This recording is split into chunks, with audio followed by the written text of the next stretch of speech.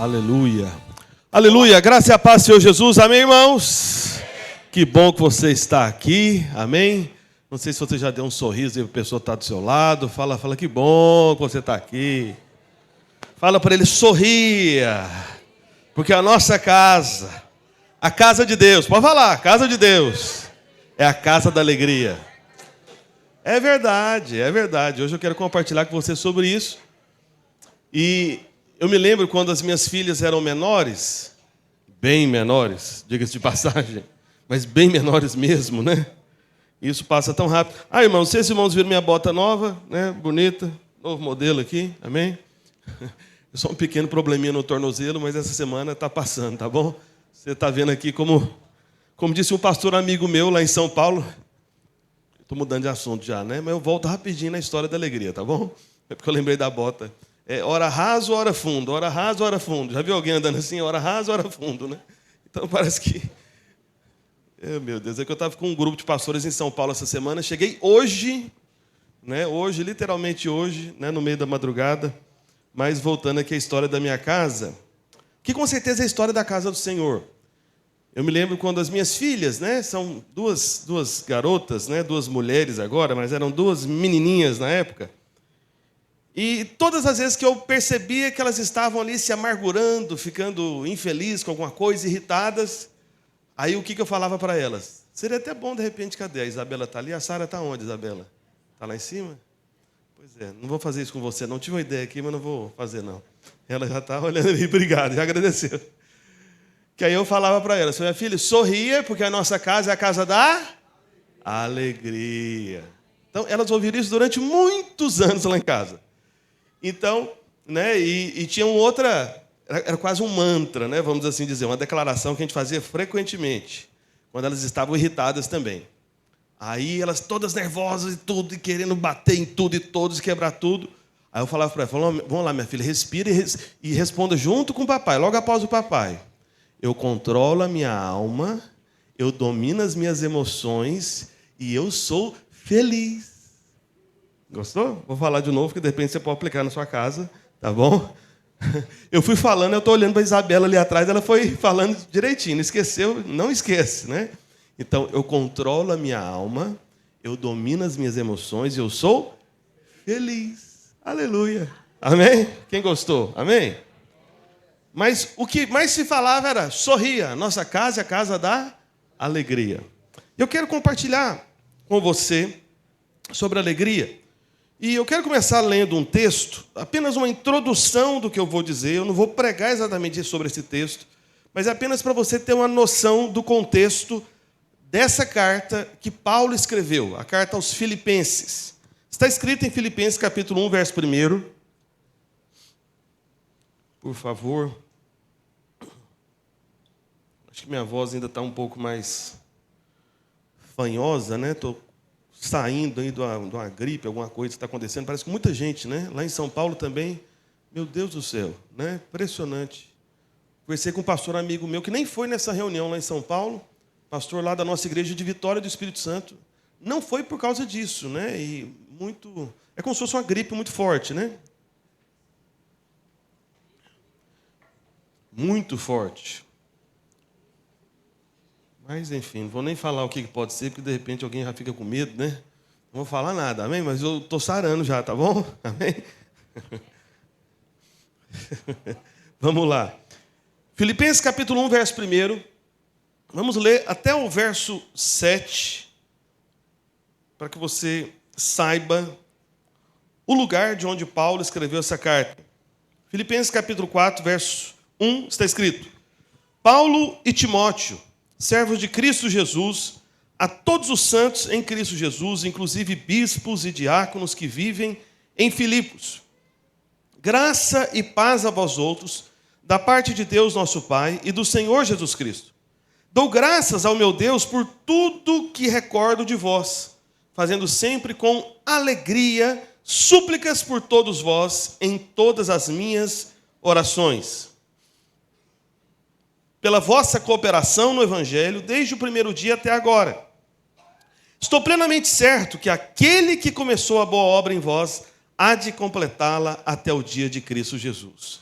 Aliás, é justo que eu assim pense de todos vós, porque vos trago no coração, seja nas minhas algemas, seja na defesa e confirmação do Evangelho, pois todos sois participantes da graça comigo. Amém? Somente até aí. Eu não sei se você trouxe aí a sua Bíblia impressa, amém, de papel. Quero estar estimulando os irmãos a estar fazendo isso, amém, a cada domingo. Você pegar uma Bíblia aí, né, colocar debaixo do braço, igual o crente antigamente, sair lá no meio da rua, na porta da sua casa, entendeu? Carregando esse negócio, todo mundo olhando. Ei, olha lá, é crente. É crente. Aleluia. Amém? Então alguém trouxe? Trouxe ou não trouxe? Se você trouxe, ergue junto comigo e repita logo após mim. Diga assim: esta é a minha Bíblia. Ela é a palavra de Deus. E ela diz o que eu sou. O que a Bíblia diz é o que eu tenho. E ela diz tudo aquilo que eu posso fazer pela graça do Senhor.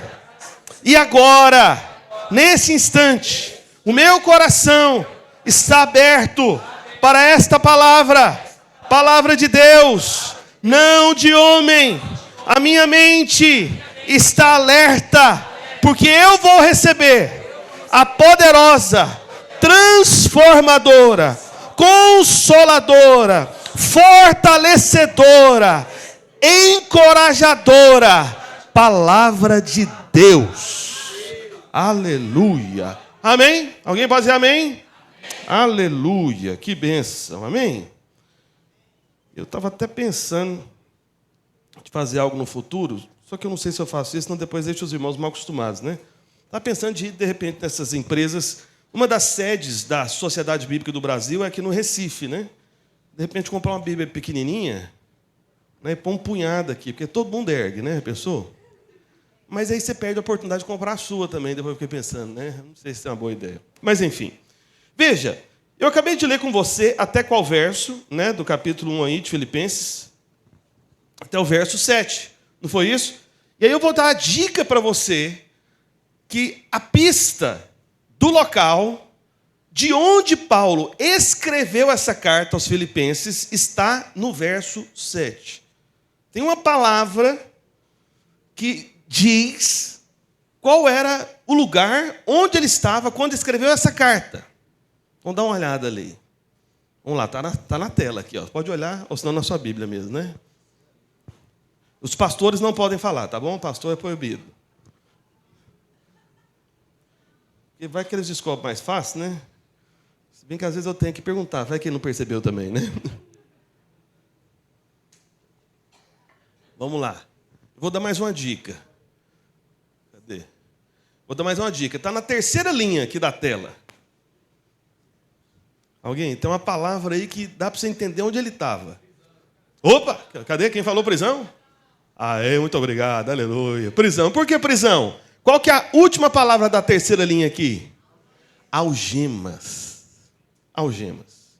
Olha, meu irmão, vou falar uma coisa para você. Por que eu estou enfatizando essa questão do local de onde Paulo escreveu essa carta?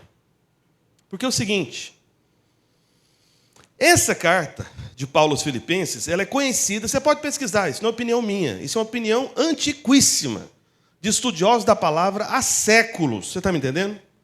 Quando você pergunta para qualquer homem de Deus, né, que é um teólogo, um estudioso da palavra de Deus, perguntar para ele, fala, vem cá, qual que é a carta mais alegre do Novo Testamento? Qual que é a carta mais feliz, né, que mais fala de alegria? Todo homem de Deus que entende um pouquinho, né, dos temas, né, dias atrás até uma das minhas filhas estava me perguntando sobre isso, né, se eu conseguia falar, né, ela fala o nome do livro da Bíblia e eu falo o assunto do livro. Eu falei, olha, me dá só uns 15 minutinhos, só para dar uma folhada rapidinho, porque eu estou na dúvida se eu consigo falar de todos, né, porque deveria conseguir, né, mas enfim. Mas, se você perguntar para qualquer estudioso da palavra de Deus, qual que é a carta mais feliz, mais alegre, é a carta de Paulo aos Filipenses. Só que qual que é o grande detalhe, qual que é a grande questão? Paulo escreveu a carta mais alegre da Bíblia, mais alegre de todas, não estando numa condição que produz alegria. Porque quem que pode estar alegre? Preso. Entendeu? Então, uma cadeia, uma prisão já é muito ruim hoje. Agora imagina uma cadeia, uma prisão naquela época que não tinha esse negócio de direitos humanos, né? Que não tinha esse negócio de, que mais? De proteção, né? Ao preso, e essa série de questões. Não tinha nada disso, meus irmãos. A coisa, na época de Paulo, era tudo muito simples. Naquela época que se fazia todo tipo de... Veja, não sei se você sabe, mas, inclusive, as prisões de Roma, muitas delas, haviam celas ao redor dos castelos, né? Daquelas grandes construções romanas, e havia até mesmo, em alguns locais, uma conexão entre o esgoto da parte de cima para chegar até o recinto da cela. Porque a ideia era de provocar todo tipo de sofrimento àquele que estava preso. Então não bastava ser preso, não bastava apanhar muito, entendeu? Mas ele tinha que estar num ambiente totalmente insalubre, um negócio mal cheiroso, nojento, feio, cheio de... Você entendeu? Então, essa era a condição da época. Não era uma questão de ser preso, como é preso nos dias de hoje, embora, né, você sabe que os presídios não são, normalmente, locais tão confortáveis assim. Mas naquela época era pior. Só que no caso de Paulo, nós temos que acrescentar um outro problema. Qual o problema? É o problema de você ser preso, não porque você cometeu um crime, não porque você realmente fez algo grave contra a vida, né, de uma outra pessoa, como um assassinato, algo do tipo, desse gênero. Não. Ele foi preso simplesmente por causa da sua fé.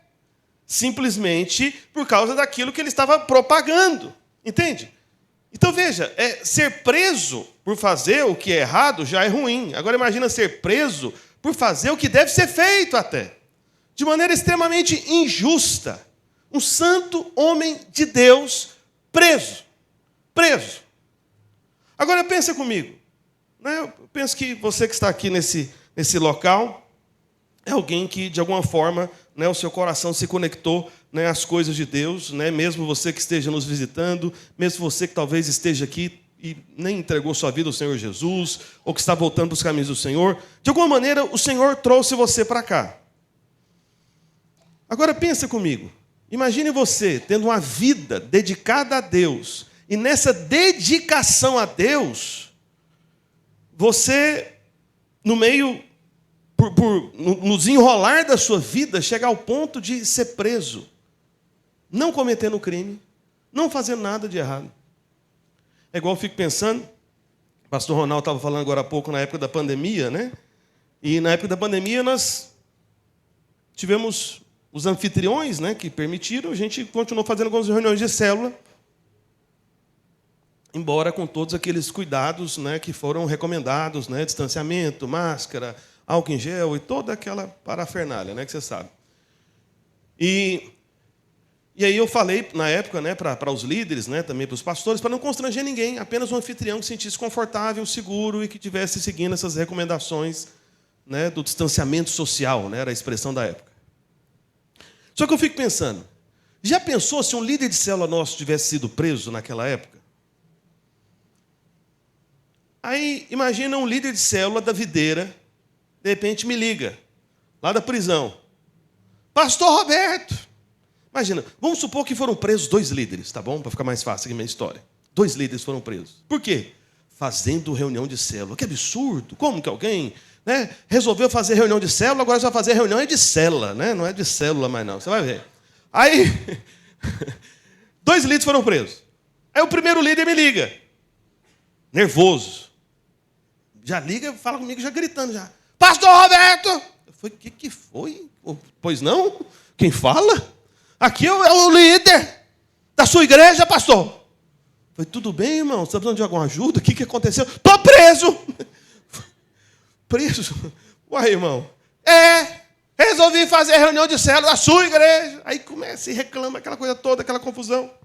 Nervoso, indignado, revoltado. E aí eu acho que é uma coisa injusta se isso tiver acontecido.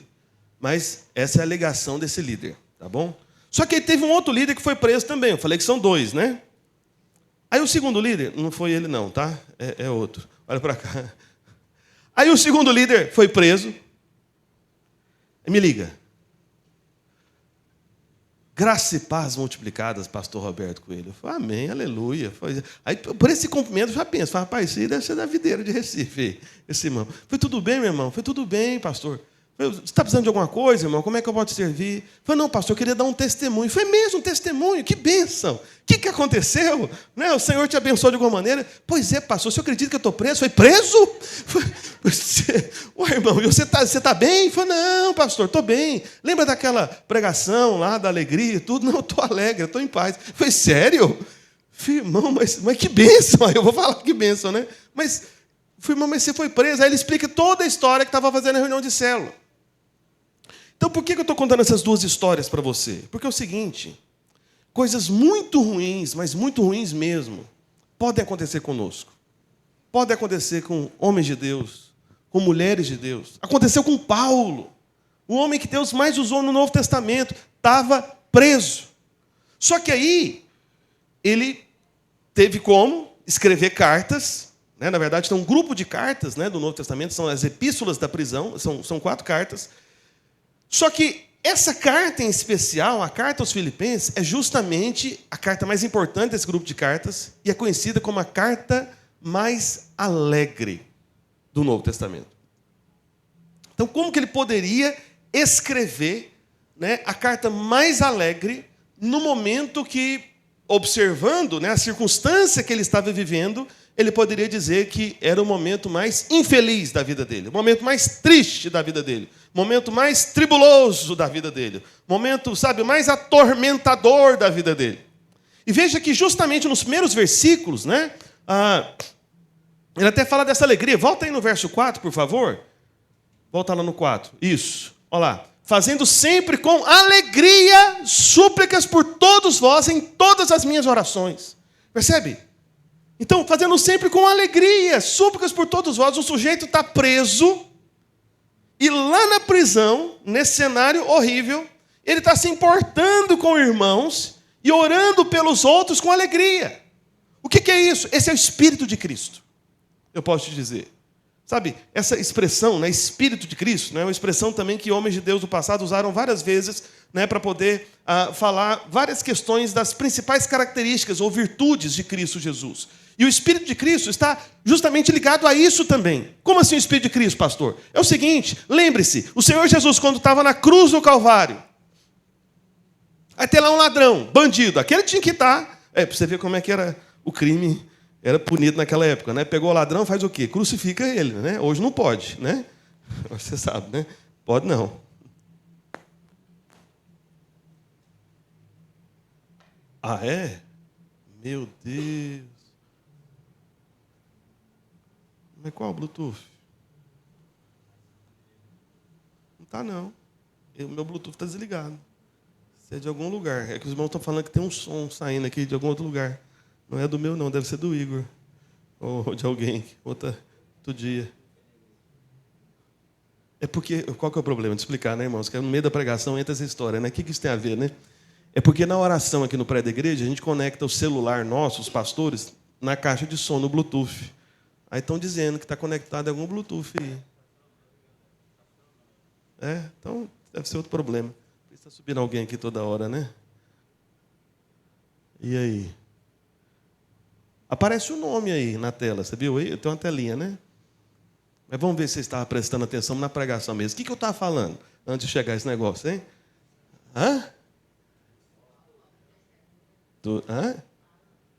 De quem?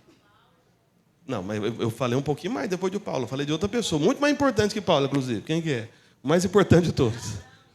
Não, mais importante que Paulo é o ladrão, não é não. Pera aí. Eu falei de Jesus, o Senhor Jesus, isso. Foi quase, na trave, né? Eu entendi. Olha para cá. Mas veja. O Senhor Jesus crucificado. Os irmãos estão ouvindo, conseguindo ouvir? Então, né? Então, enquanto... Deixa, Leandro. Isso aí depois nós... Então, está ouvindo, tá bom. Deixa, não tem problema não. Mas veja. O Senhor Jesus, na cruz, ali, preso pelos pregos, ele, ao invés de importar-se, né, apenas com ele próprio, né, e considerar ali a sua obra com o Pai, não. O Senhor Jesus está preso na cruz e salvando alguém. E salvando alguém que estava sendo condenado pelos próprios pecados de maneira justa, né? Na justiça daquela época, vamos assim dizer. Entende? Então, Paulo, ele tem esse espírito, o espírito de Cristo. Cristo não é porque ele está lá pregado de maneira injusta, porque Cristo também não cometeu nenhum pecado, amém? Cristo não era como os dois ladrões que estavam à direita e à esquerda dele, amém? Não era. Mas mesmo estando ali injustiçado, sofrendo, ele estava fazendo essa boa obra, que é a maior obra que pode acontecer na vida de um homem, que é a obra da salvação. Ele estava ali salvando um ladrão. Então veja, Paulo tem esse mesmo espírito. Ele está lá na cadeia, ele está lá preso, ele está lá com algemas, e aí ele diz que com alegria ora pelos irmãos. E agora, nós vamos entrar realmente na pregação. Que é lá em Filipenses capítulo 4, verso 4. Vá lá com a sua Bíblia. Os irmãos estão fazendo alguma comida por aqui? Estou sentindo cheiros. Ah, é a pizzaria, entendi. Acho que eles fazem algumas na hora da pregação só para ver se você compra no final, né? Faz todo sentido. Vamos lá. Filipenses capítulo 4, do verso 4 ao verso 7. Está escrito: alegrai-vos sempre no Senhor. Outra vez digo, alegrai-vos. Seja a vossa moderação conhecida de todos os homens, perto está o Senhor. Não andeis ansiosos de coisa alguma, em tudo, porém, sejam conhecidas diante de Deus as vossas petições, pela oração e pela súplica, com ações de graças. E a paz de Deus, que excede todo entendimento, guardará o vosso coração e a vossa mente em Cristo Jesus. Amém? Então veja, esse é o texto, né? Pode-se dizer de certa forma mais conhecido, né? Relacionado à alegria, que é onde Paulo ele enfatiza esse aspecto da alegria. Porque uma coisa que é fato é que nenhum de nós buscamos tristeza, nós buscamos alegria. É isso até mesmo o grande tema, né, das propagandas desse mundo, né? Então, por isso que você fica tanto tempo no Instagram, porque todo perfil de gente famosa parece que é uma vida alegre. Aí você fica querendo ver como é que é a alegria daquela pessoa. Então, você está sempre buscando alegria. Então você faz muitos sacrifícios, né, para ter alegria, porque aí você vê, né, imagina, fala, não, quando eu fizer aquela viagem, serei alegre. Aí você vai, se esforça e trabalha bastante e economiza muito dinheiro para comprar certas coisas que você supõe. Fala, não, quando eu tiver o dinheiro necessário para comprar isso, para comprar aquilo, para ter essa ou aquela experiência, aí eu serei alegre. Se você for parar para pensar, sabe, toda essa movimentação econômica, de trabalho, de sacrifícios, cada um no seu próprio serviço, todas essas coisas são movidas por essa motivação. No final das contas, as pessoas querem ser alegres. Alegres. É tudo uma questão de buscar alegria. Só que, veja, entenda o que eu vou dizer, e pode parecer estranho no primeiro momento, e eu espero que não pareça estranho no momento final. Amém? Então veja, infelicidade, não ter uma vida de alegria, não é uma porção que Deus compartilha com seus filhos. Como assim? Vou dizer em outras palavras. O Senhor, Ele realmente não te chamou para uma vida sem alegria. Você está me entendendo? Ele não te chamou para uma vida sem alegria. Só que qual que é o problema? O problema é essa conexão que nós fazemos com a alegria vinculada a esse mundo, com a alegria vinculada às vitórias desse mundo, com a alegria vinculada às coisas desse mundo, com a alegria vinculada às experiências desse mundo. Esse é o grande problema. E note que Paulo, ele está completamente desconectado das coisas desse mundo. Porque, como eu disse, ele tinha muitas razões para estar infeliz, revoltado com a obra, revoltado com a igreja, né? Revoltado, né, com aquilo que ele fez para o Senhor. Peraí, eu estou pregando o evangelho, estou me sacrificando pelo Senhor e agora eu vou ser preso. É como a história dos dois líderes de célula que eu falei, entendeu? Estou aqui servindo o Senhor, né? Sempre entreguei minha oferta, sempre entreguei meu dízimo, e olha só o que aconteceu comigo. Percebe? Então, Paulo, ele não estava vinculando a alegria dele à circunstância atual da vida dele, que é uma circunstância muito ruim. Ele está completamente desconectado. Ele teve uma reação, foi inspirado pelo Senhor, é claro, para nos trazer essas palavras que parece que ele estava escrevendo, na verdade, como se ele estivesse na beira da praia, de um resort, sabe, premium, num lugar, sabe, incrível, extraordinário. Ele está ali tão inspirado, tão feliz, cheio de dinheiro, sem nenhuma doença, sem nenhuma enfermidade, tudo dando certo, né? Todo lá no shape, né? Com o rosto todo quadrado, harmonizado. E o que mais? Fala mais. Aí ele vê todo aquele cenário, aquela coisa linda, maravilhosa, tudo dando certo e tal. Quer saber de uma coisa? Eu escreverei a carta mais alegre de todos os tempos, porque eu estou alegre. Não! Paulo não estava nesse lugar. Ele estava num lugar horroroso, horrível. Certamente apanhou. Não tenha dúvida que tinha muitas feridas no seu corpo. E ninguém foi cuidar dele. Imagina, enfermaria, né, para cuidado dos presidiários naquela época. Claro que não, meu irmão. Não tinha. Entende? Aí ele vai, e desse cenário, completamente diferente do outro, ele vai e começa dizendo, voltem no verso 4 aí, por favor. Alegrai-vos sempre no Senhor. Outra vez digo, alegrai-vos. Você está me entendendo? Ele fala de alegria. Por isso, a questão é, como eu disse, a falta de alegria não é a vida que o Senhor tem para o crente. Não é. Mas a questão é, apesar disso, quantos irmãos, quantos crentes, quantos filhos de Deus, sabe, estão sempre alegres? Esse é o ponto. Quantos estão? Porque se você não se alegrar, entenda agora o ponto. Porque uma coisa, esse é um problema da mentalidade da lei, né? Então, qual que é a mentalidade da lei? É uma criança chegando aí. Isso, entendi já. Então, veja. Esse é um problema da mentalidade da lei.